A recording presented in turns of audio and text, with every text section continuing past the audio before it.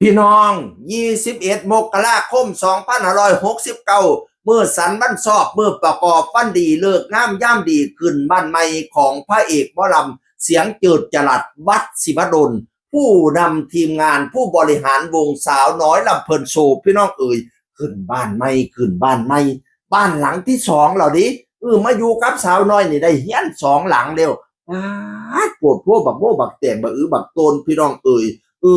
แล้วก็แจกการ์ดทั้งอากาศวัดศิวดลพร้อมครอบครัวมีความยินดีเรียนเชิญท่านเพื่อเป็นเกียรติร่วมรับประทานอาหารเนื่องในงานทำบุญขึ้นบ้านใหม่ณบ้านเลขที่31หมู่17บ้านกระยอมตำบลหนองแสงอำเภอวาปีปทุมจังหวัดมหาสารคาม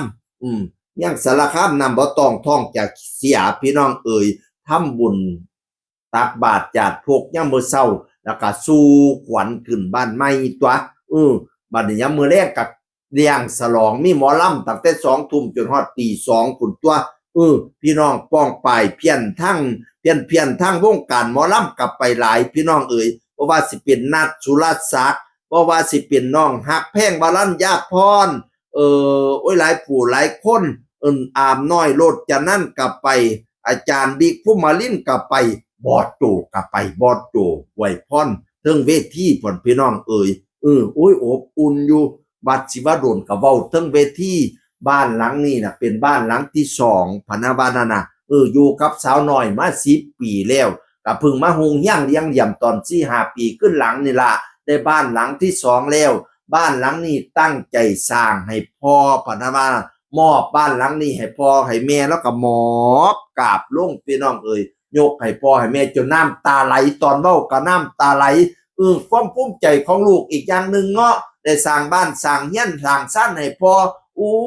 นี่ล่ะสุดยอดความกตัญญูกตเวทีพี่น้องข่อยชื่นชมเด้อความกตัญญูกตเวทีจะพาให้เรา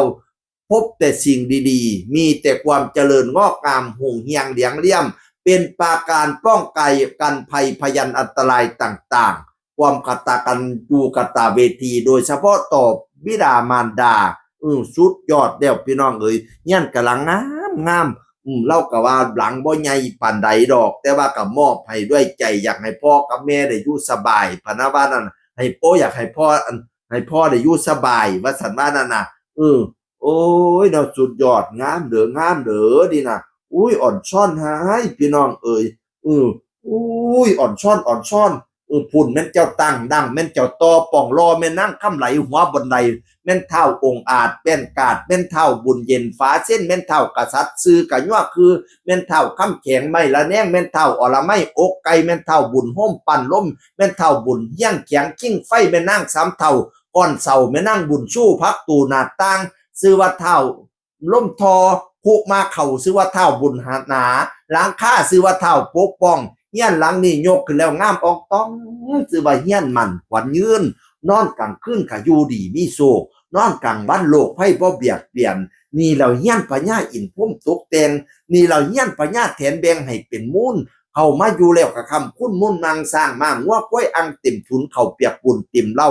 เข้ามาแล้วก็อยู่ซุ่มกินเย็นบุก็บ่ได้เห็นเข็นก็บ่ให้ใกล้มีแต่ใดกับใดมีแต่มีกับมีเนี่ยเฮี้ยนเศรษฐีเก่ากับปุ่มเฮี้ยนอยู่ซุ่มกินเย็นเป็นน้ำสิ้นซาตาวาสนาน้ำทรงเจ้าตรงลงทงเงินเจ้ากะใหญ่เจ้าต้องลองท่องคำอันล้ำค่าบุญหลายจังได้พ่อบุญหน่อยแม่นบ่เห็นสัตว์ตัวคำเบาขึ้นบ้านไม่ยาวกระดอกซ้ำนี่กันยาวพอแห้งแล้ว